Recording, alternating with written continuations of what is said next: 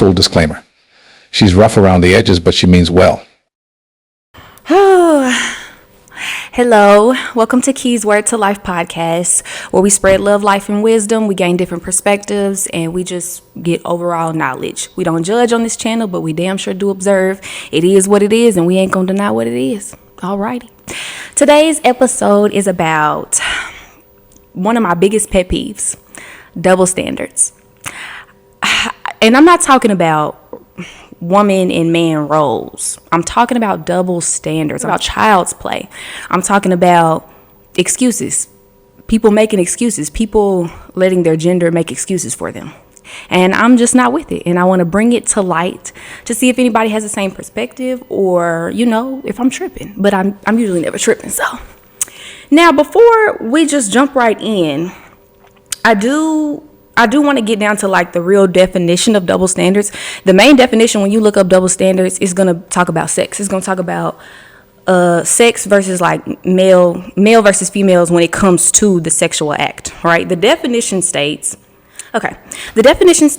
any code or set of principles containing different provisions for one group of people than the other, especially an unwritten code, We just came up with this stuff, okay? Unwritten code of sexual behavior permitting men more freedom than women.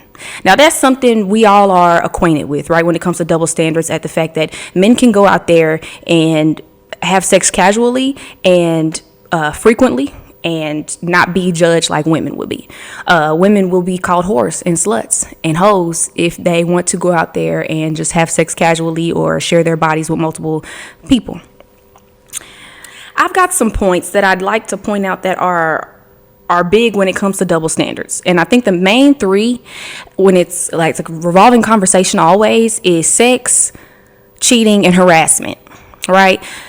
For sex, I don't think it's a double standard. I think if you're a man who lacks sexual discipline, you're out there you're fucking aimlessly, without purpose with anything, casually and recklessly, to be honest, which means raw and reckless could go hand in hand when it's not somebody you even see yourself with.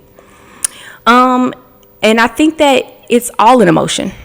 I think when you get out there and you don't have sexual discipline and you let horniness take over, you let that emotion take over. You feel horny. Keep in mind, emotions aren't really up for debate. You're going to feel what you feel, but the behavior behind it really matters because that's going to show the self-control. And so to me, I think of it as like when a man doesn't have sexual discipline, he will see what he wants to have sex with and he'll just go and do it. He won't think beyond that. Think beyond if this is a woman that, if it's a good woman, or if it's a woman who's going to prey on his downfall, or you might sleep with her and wake up and have your shit gone. You know what I'm saying? I think that you should think things through before that. And same with women. A lot of it's a statement that, women have sex out of emotions. I could validate that and I could attest to that. My thing is, we're in a different time.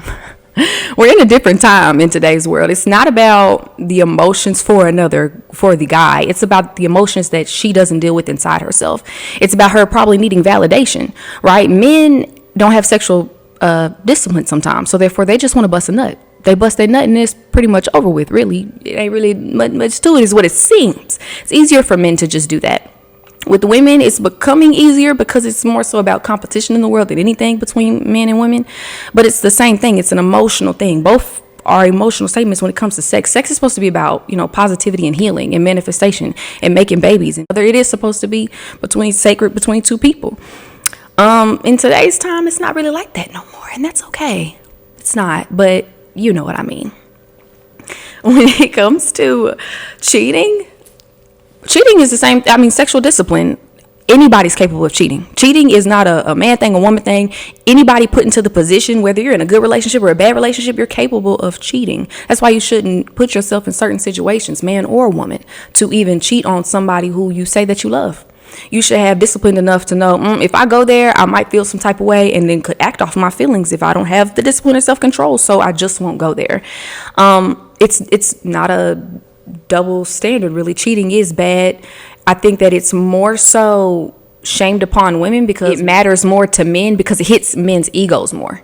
I think it takes men longer to forgive a woman for cheating than a woman to forgive a man for cheating. we're kind of trained up to believe that that's what men are going to do, especially in today's generation. We're trained to think that that's what a man is going to do. But we're off topic. The topic is double standards. Just like harassment. Harassment is big too. I think just as much as if a girl got her ass out and a man smacks it just because he sees it out, that's sexual harassment. Just as much as if a man has his shirt off and a woman wants to go and rub all on his chest and his abs, that's sexual harassment. It is not, it shouldn't be a double standard. It is what it is. A lot of this stuff is about humanity and people and being like a good person, bad person, person with self-control, self-discipline and stuff like that. And I think a lot of double standards fall more on the women's side. Like, we get it easier. There's a lot of things that we could do that men can't do. For instance, if I slap a man, the world probably won't flinch too much, right? And they'll turn around and point it at him anyways. Oh, he deserved to get slapped. He must have did something. He must have did something and he got slapped. You know what I'm saying? Nobody's gonna comfort me like they really should, because no matter what, if you feel like you're gonna put your hands on somebody, you should just leave the situation. If a man puts his hands on a woman, that's pretty much it for him. Your reputation's done, your record's probably done, your name is full of just like turmoil now, because that's something you can't come back from. And I get it, men are stronger than women. God made women like the weaker vessel than men, so I get that it should just be kind of like an unwritten rule. And it is an unwritten rule that just men shouldn't hit women, but we're falling out of that now. These men is getting tired, honey, and they getting beat on. Y'all need to stop beating on these men and thinking that it's okay. That's entitlement. As women, when you feel like you can do stuff that you wouldn't want something done to you, that's entitlement. That's because you feel like your pussy gives you entitlement.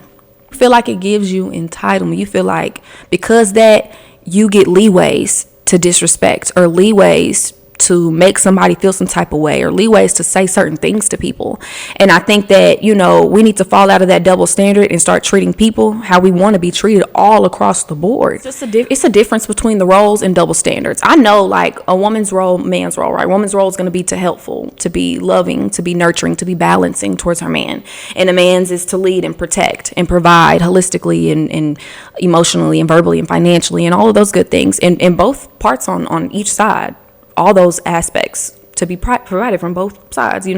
Everybody's got a role. Women naturally have a role. Men naturally have a role. If we exchange pieces of those roles, you could be even better, right? Because I don't think it's a problem for a man to say, yeah, well, I want my woman to have like some type of work ethic or career or something about her that helps bring something in if it need be. I want her to have something if it need be, because he could fall short, and then what?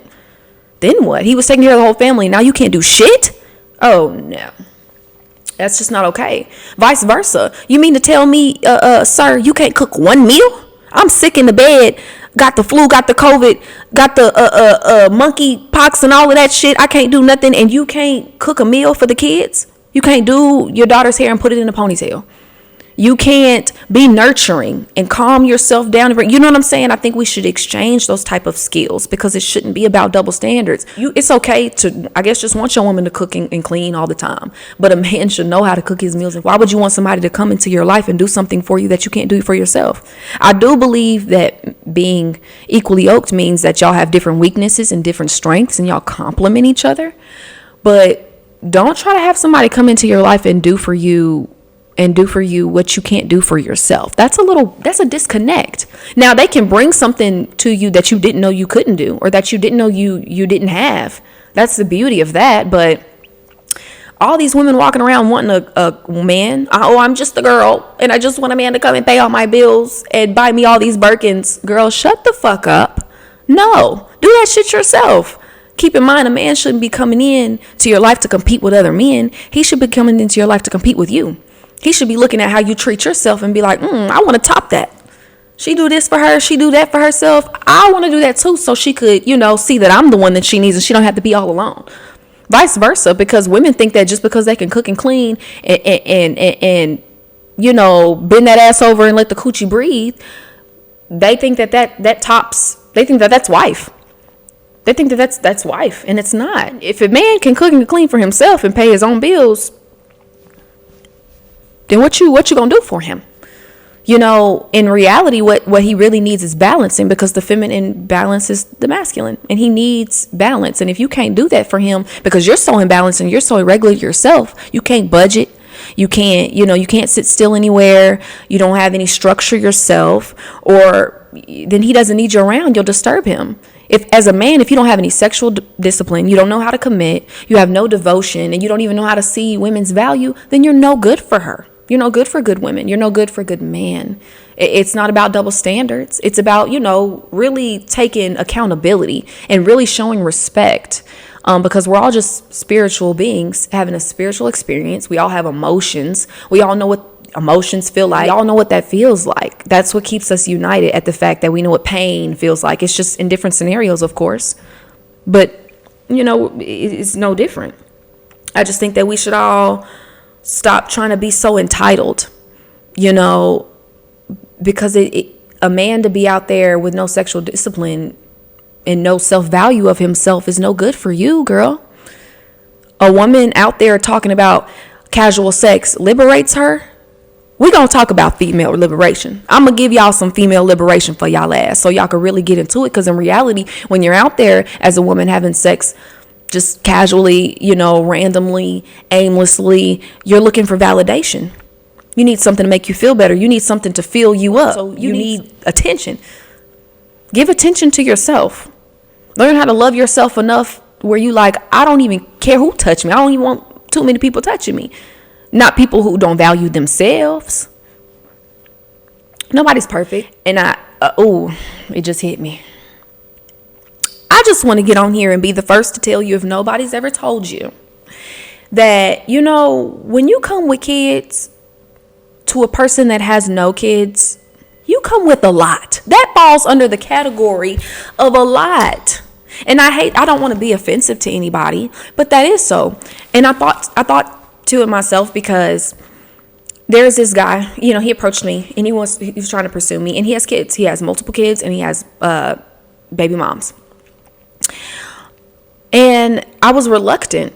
And I think that maybe he definitely felt some type of way that I was reluctant. But it's like, why wouldn't I be? I have to really think about this. I'm not just moving without purpose.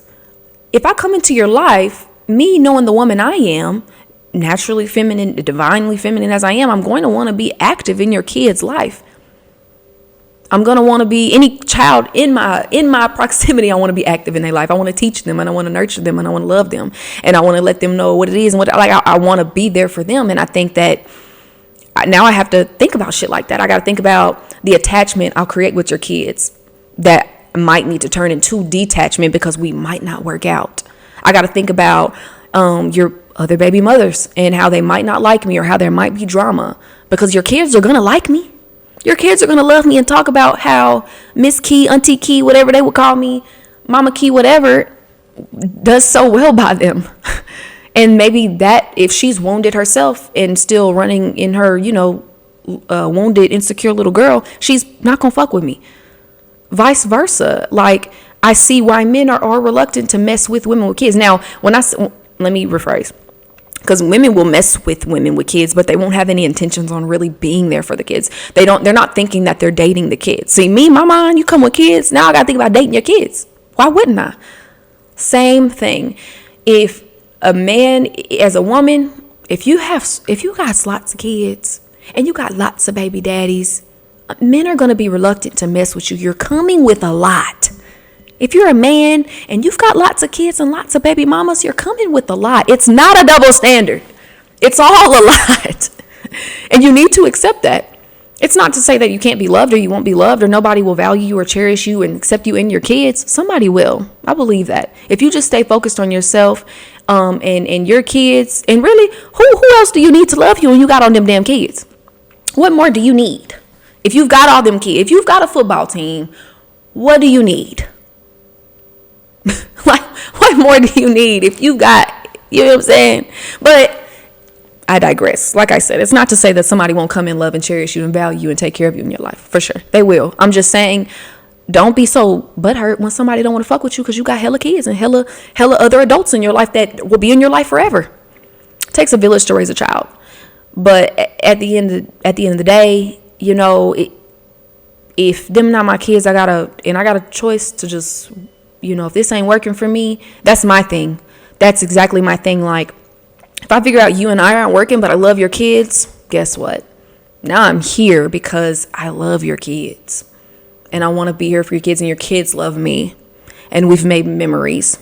And I've got pictures, and I've got videos, and we've got theme park memories and arcade memories, and like, you know what I'm saying? Now I'm here for the kids, and that's just the thing. I've seen men do that. Men will do that. They'll get so attached to the kids, and then the kids, they'll think of them as their own. Good men will do that. And really, just men who value themselves. Men, you know, secure men will do that, especially when they know they're gonna mess with a woman with multiple kids or multiple baby, whatever, and he knows and he takes that on. They'll do that as well. They'll sit there and be there because they know that the kids depend on them, and they know that they are now a complete father figure to that, just like I would be a mother figure to those kids. So I can't just date somebody just with a plethora of kids, honey. I got to think about it. I really got to think about it. But at the end of the day, you kind of at the bottom of my list when it comes to it, because I would like to mess with somebody who has no kids so that we could have our own kids. And I don't think there's anything wrong with that. It's not to say I wouldn't date a guy with kids. It's just I'm thinking about it a lot because you come in with a lot. And I see why men are thinking about it a lot, because you come in with a lot.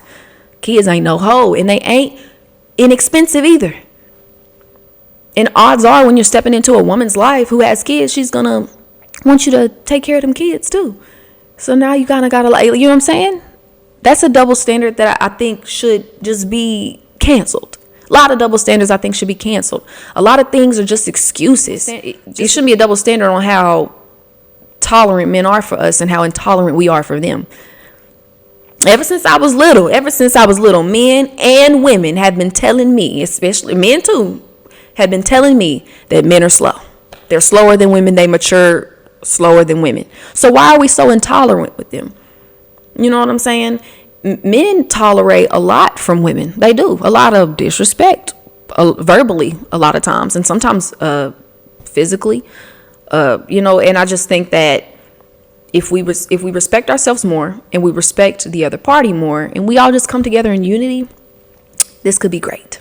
Everything could be good. We could stop making excuses, and we could start focusing on accountability and how important it is to be aware of your own actions and your own needs and wants.